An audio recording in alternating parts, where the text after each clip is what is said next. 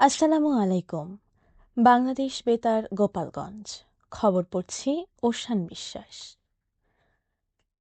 প্রধানমন্ত্রী তারেক রহমান বলেছেন, তৈরি পোশাক শিল্পের পর সেমিকন্ডাক্টর শিল্পই হতে পারে বাংলাদেশের নতুন অর্থনৈতিক সম্ভাবনার প্রধান খাত। গতকাল রাজধানীর নভ থিয়েটারে national semiconductor symposium and BEAR summit ২০২৬ এর উদ্বোধনী অনুষ্ঠানে তিনি একথা বলেন। প্রধানমন্ত্রী বলেন, ২০৩০ সালের মধ্যে এ খাত থেকে উল্লেখযোগ্য রপ্তানি আয় অর্জনের লক্ষ্য নিয়ে কাজ করছে সরকার। তিনি বলেন, সেমিকন্ডাক্টর শিল্পকে জাতীয় অগ্রাধিকার খাত হিসেবে বিবেচনা করে কাঁচামালের ওপর থেকে কর ও শুল্ক প্রত্যাহার, রপ্তানিতে প্রণোদনা, স্টার্ট আপ অনুদান এবং বিনিয়োগ বান্ধব পরিবেশ নিশ্চিতের উদ্যোগ নেওয়া হয়েছে। তারেক রহমান বলেন, সরকার, বিশ্ববিদ্যালয়, গবেষণা প্রতিষ্ঠান, শিল্প উদ্যোক্তা ও প্রবাসী বিশেষজ্ঞদের সমন্বিত প্রচেষ্টায় বাংলাদেশকে বৈশ্বিক সেমিকন্ডাক্টর ও প্রযুক্তি উদ্ভাবনের অন্যতম কেন্দ্র হিসেবে গড়ে তোলা হবে। অনুষ্ঠানে তিনি সামিট ও ইনোভেশন এক্সপোর আনুষ্ঠানিক উদ্বোধন করেন। রাজনৈতিক বিতর্কের পরিবর্তে গবেষণা, উদ্ভাবন ও উৎপাদনশীল কর্মকাণ্ডে গুরুত্ব দেওয়ার আহ্বান জানিয়েছেন স্থানীয় সরকার, পল্লী উন্নয়ন ও সমবায় মন্ত্রী মির্জা ফখরুল ইসলাম আলমগীর। গতকাল বগুড়ার পল্লী উন্নয়ন একাডেমিতে ৩৬তম বার্ষিক পরিকল্পনা সম্মেলনের উদ্ভাবনী অনুষ্ঠানে তিনি একথা বলেন। মন্ত্রী বলেন, গবেষণার ফল মাঠ পর্যায়ে পৌঁছে দিয়ে কৃষকের আয় বাড়াতে হবে এবং গ্রামীণ অর্থনীতিকে আরও শক্তিশালী করতে হবে। তিনি বলেন, কৃষকের সবচেয়ে বড় সমস্যা উৎপাদন নয়, উৎপাদিত পণ্যের ন্যায্য মূল্য নিশ্চিত করা। এজন্য কোল্ড স্টোরেজ, সংরক্ষণ ও বাজারজাতকরণ ব্যবস্থার উন্নয়নে গবেষণা এবং বেসরকারি বিনিয়োগ বাড়ানোর ওপর গুরুত্ব দেন তিনি। মির্জা ফখরুল তরুণদের কৃষিভিত্তিক উদ্যোক্তা হওয়ার আহ্বান জানিয়ে বলেন, এতে কর্মসংস্থান যেমন বাড়বে, তেমনি কৃষকরাও লাভবান হবেন।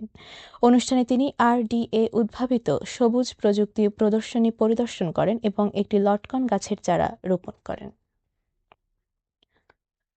সৌদি আরবে ওমরা পালনের জন্য রিয়াদ থেকে মক্কায় যাওয়ার পথে সড়ক দুর্ঘটনায় ফরিদপুরের একই পরিবারের মা, ছেলে ও মেয়ের মৃত্যুর ঘটনায় শোক প্রকাশ করেছেন পররাষ্ট্র প্রতিমন্ত্রী ও ফরিদপুর ২ আসনের সংসদ সদস্য শামা ওবায়দ ইসলাম।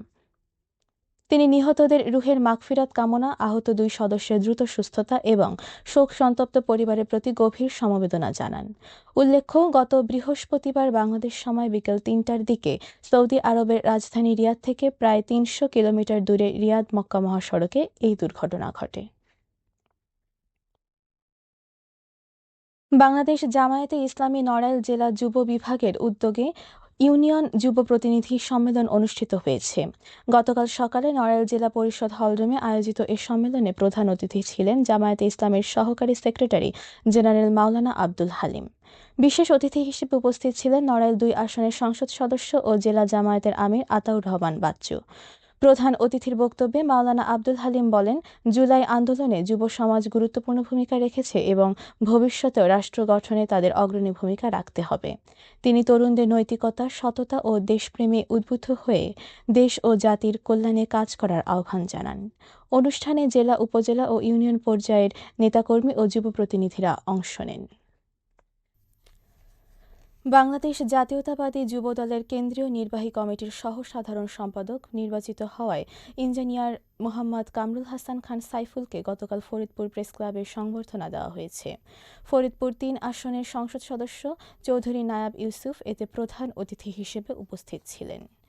সংবর্ধনায় বক্তারা বলেন, দল ও দেশের স্বার্থে সবাইকে ঐক্যবদ্ধভাবে কাজ করতে হবে এবং জনগণের কল্যাণে নিজ নিজ অবস্থান থেকে দায়িত্ব পালন করতে হবে। দলের ভাবমূর্তি অক্ষুণ্ণ রাখতে নেতাকর্মীদের ব্যক্তিগত আচরণ, সংযম ও শৃঙ্খলা বজায় রাখার আহ্বান জানিয়ে বক্তারা বলেন, বাংলাদেশকে মাদকমুক্ত করতে সম্মিলিত উদ্যোগ প্রয়োজন এবং মাদক নির্মূলে সবাইকে একসঙ্গে কাজ করতে হবে।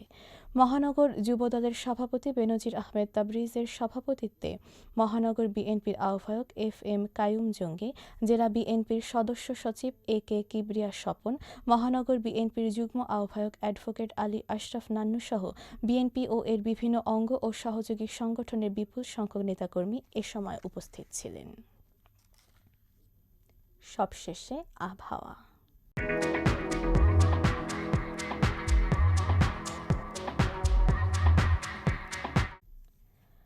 আজ সন্ধ্যা ৬টা পর্যন্ত দেশের অভ্যন্তরীণ নদীবন্দরসমূহের জন্য আবহাওয়ার পূর্বাভাসে বলা হয়েছে, খুলনা, বরিশাল, পটুয়াখালী, নোয়াখালী, চট্টগ্রাম এবং কক্সবাজার অঞ্চলের উপর দিয়ে দক্ষিণ অথবা দক্ষিণ-পূর্ব দিক থেকে ঘন্টায় ৪৫ থেকে ৬০ কিলোমিটার বেগে অস্থায়ীভাবে দমকা অথবা ঝোড়ো হাওয়া সহ বৃষ্টি অথবা বজ্রসহ বৃষ্টি হতে পারে।